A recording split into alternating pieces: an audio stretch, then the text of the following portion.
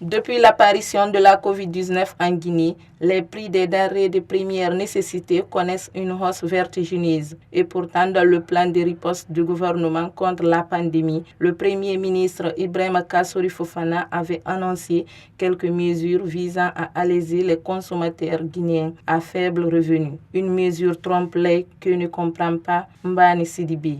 Qu'est-ce que nous avons remarqué au bout de cette semaine? Nous venons d'assister à une augmentation spontanée de tous les prix. Ça ne fait même pas, et c'est là, la structure des prix s'est totalement dégradée, et ni le ministère du Commerce, même des condiments au marché aujourd'hui, les gens se permettent de fixer les prix. Alors que lorsque vous faites des commandes de stock, il y a un temps, parce qu'il y a des biens qui sont c'est-à-dire qu'on fait la demande à 6 mois, c'est par trimestre, c'est par semestre. On ne peut pas comprendre qu'au bout de quelques mois seulement, vous augmentez, bien sûr, parce que nous sommes membres de l'Union internationale des consommateurs. Vous savez que lorsqu'il y a eu la rareté des produits, il y a eu une légère augmentation dans les autres pays, mais la Guinée aujourd'hui c'est le triple. On ne peut pas comprendre. Imaginez-vous que le gouvernement même qui vient de négocier avec les boulangers pour maintenir le pain avec tous les avantages, mais ils n'ont pas respecté.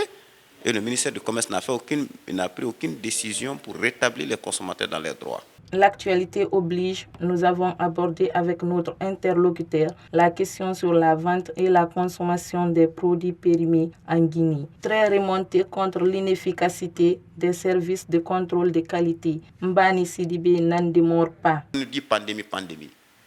Mais allez-y aujourd'hui voir comment les riz sont vendus dans nos marchés, dans nos restaurants. Vous allez voir une eau usée que les gens utilisent pour laver les vaisselles plusieurs fois. Mais aucun service de contrôle. Personne ne vient les interroger, nos mamans, les expliquer. Vous finissez de payer vos galettes aujourd'hui avec les mains sales. Ça, c'est plus que les produits périmés. Imaginez-vous les anciens journaux abandonnés. On met le pain, même les sandwichs que les gens pensent qu'ils sont en l'aise. C'est mis dans ça et puis les gens se mettent à l'aise. Ça, c'est extrêmement dangereux. Donc ça, nous, aujourd'hui, nous avons prévu aussi le semestre du consommateur qui va être 6 mois.